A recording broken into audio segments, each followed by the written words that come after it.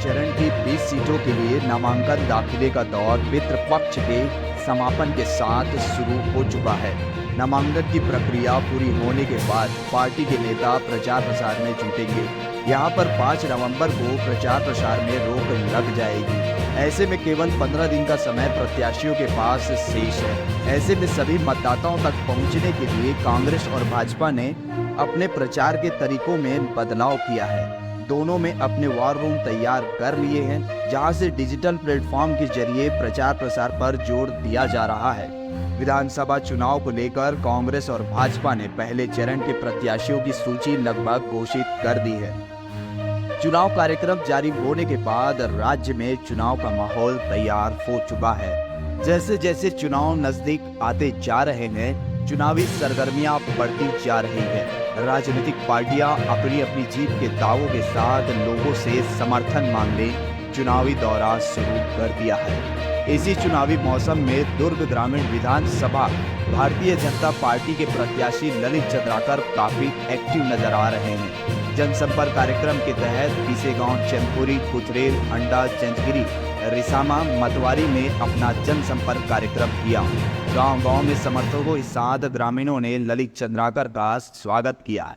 Bharatiya Janata party प्रत्याशी ललित चंद्राकर को दुर्ग ग्रामीण में महिला बुजुर्गों का आशीर्वाद व युवाओं का भरपूर समर्थन मिल रहा है। गांव वासियों से ललित 1-to-1 मुलाकात कर रहे हैं और अपने लिए समर्थन मांग रहे हैं।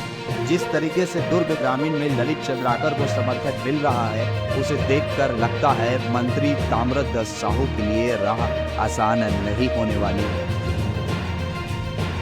ललित चंद्राकर दुर्ग ग्रामीण क्षेत्र में लगभग 25 वर्षों से सक्रिय है और साफ सुथरी छवि के युवा नेता है।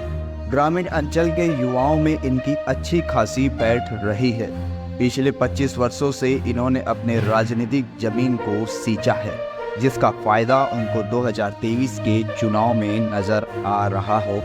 खेल हो या सार्वजनिक कार्यक्रम, खुशी हो या गम, हर स्थिति में ललित चंद्राकर की मौजूदगी ग्रामीण क्षेत्र में रही है। शायद इसी का प्रतिसाद है कि उनके जनसंपर्क कार्यक्रम में लोगों का जनसैलाब नजर आ रहा है। पिछले चुनाव में ताम्रध्वज साहू को सीएम चेहरे का दावेदार बनाकर पेश किया गया था, लेकिन उनके हाथ लगा था गृह मंत्रालय।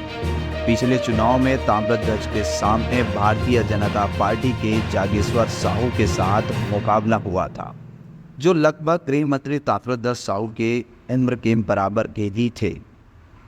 लेकिन इस बार भारतीय जनता पार्टी ने एक युवा नेता को टिकट दिया है। देखना लाजमी होगा कि कौन कितना वोट अपने पाले में ले पाता है। कांग्रेस की बात की जाए तो प्रचार प्रसार में कांग्रेस बीजेपी से पीछे चल रही है। दुर्ग ग्रामीण में कांग्रेस के कार्यकर्ता काफी सुस्त दिखाई दे रहे हैं। दुर्ग ग्रामीण के ग्राम अंडा में बन रहे चुनावी कार्यालय भी अभी तक कोई चहलकदमी दिखाई नहीं दे रही है।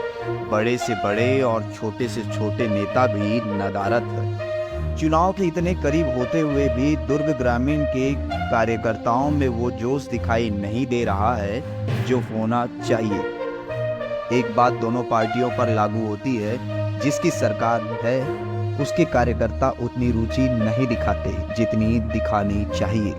वैसे दुर्ग ग्रामीण के कुछ कांग्रेसी कार्यकर्ता भारतीय जनता पार्टी के प्रचार प्रसार अभियान में दिखाई दे रहे हैं। इसका अंदाजा आप लगा सकते हैं कि पार्टी में कुछ ठीक नहीं चल रहा है। शायद गृह मंत्री ताम्रध्वज साहू के सामने इस बार काफ़ी चुनौती नजर आ रही है, जो दूसरी पारी के हिसाब से बिल्कुल भी सही नहीं है।